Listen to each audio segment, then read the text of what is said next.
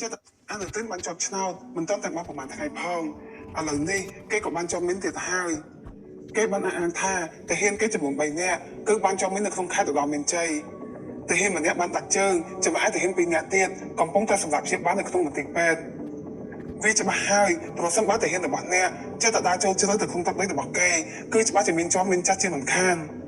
បងប្អូនគ្រាន់តែគិតពិចារណាមើលទៅប្រៃបានស្កាត់អត់ចិត្ត2ខែគ្រាន់តែឈ្នះការបោះឆ្នោតហើយភ្លាមក៏ជាប់នឹងភ្លាមនេះវាគឺជាល្បែងរបស់ប្រៃឥ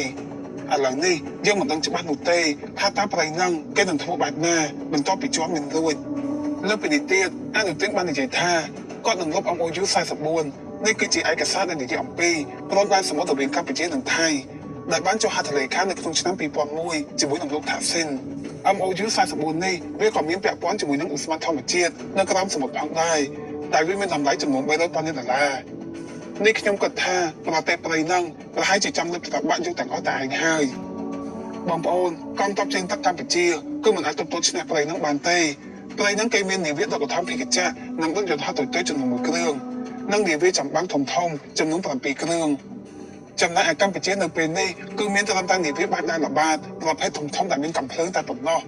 ប៉ុន្តែក្នុងពេលអនាគតចិននឹងឲ្យនាវាចម្បាំងធន់ស្រាលចំនួន2គ្រឿងមកកម្ពុជាដែលហៅថាថៃ56ប៉ុន្តែប៉ុណ្ណេះគឺមិនគ្រប់គ្រាន់អាចយកឈ្នះប្រៃនឹងបានទេព្រោះនាវាចម្បាំងរបស់ប្រៃធំខ្លាំងហើយជាប្រភេទធន់ធ្ងន់មានច្រើនគ្រឿងតែទោះបីជាយ៉ាងណាគេឲ្យវាក្របបាយជាងអត់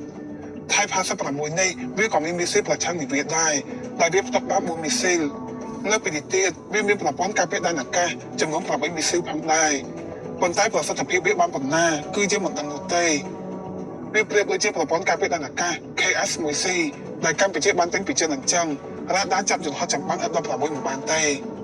តើវានឹងមានអ្វីកើតឡើងនៅក្នុងឆ្នាំ2026យើងមិនបានដឹងច្បាស់ពីផែនការរបស់ប្រៃថានឹងយ៉ាងម៉េចខ្លះនោះទេប្រទេសមួយគួរតែពឹងផ្អែកទៅលើច្បាប់អន្តរជាតិនិងប្រើការទូតដើម្បីដោះស្រាយបញ្ហាចំនួនពិតមែនប៉ុន្តែចុងក្រោយអ្វីដែលប្រទេសមួយគួរតែផ្អែកទៅលើខ្លាំងជាងគេបំផុតនោះវាគឺជាយោធារបស់ខ្លួនឯងដើម្បីសម្រេចបានសន្តិភាពច្បាប់អន្តរជាតិវាមិនតម្លៃលុះត្រាតែប្រទេសណាមួយនៅក្នុងនោះគេសុខចិត្តបញ្ជូនកងកម្លាំងរបស់គេទៅជួយអនុវត្តច្បាប់ហ្នឹងតែបើគ្មានបែបហ្នឹងទេគ្មានកងកម្លាំងណាគេចេញមកជួយលើច្បាប់អន្តរជាតិហ្នឹងវាគ្រាន់តែជាក្រដាសមួយសម្រាប់តែប៉ុណ្ណោះមួយពិភពលោកនៅពេលនេះគឺកំពុងតែឈានចូលទៅក្នុងសន្តិភាពពិភពលោកថ្មីអ្នកខ្លាំងនឹងធ្វើអ្វីដែលគេចង់ធ្វើតាមតែអំពើចិត្តចំណែកឯអ្នកដែលទន់ខ្សោយនឹងត្រូវទទួលបានភាពរងទុក្ខដែលនឹងធ្លាក់មកលើខ្លួនកម្ពុជានឹងមានការសម្រេចចិត្តដ៏លំបាកមួយតើផ្លូវមួយណាដែលខ្លួនត្រូវតែជ្រើសរើសដើម្បីការពារទឹកដីរបស់ខ្លួនប្រទេសកម្ពុជារបស់យើងតែងតែចង់បានសន្តិភាពតែពួកជនជាតិថៃប្រទេសថៃប្រទេសសៀមនឹងគឺវាតែងតែចង់រករឿងយើងហើយបន្ទាប់ពីបោះឆ្នោតហើយឥឡូវបង្កើតរឿងដើរជន់មីងទៀតហើយអញ្ចឹងបងប្អូនកងទ័ពយោធារបស់យើងនៅព្រំដែនអីសូមប្រយ័ត្នប្រយែងហើយនឹងខាងជើងទឹកកងទ័ពជើងទឹកផងដែរ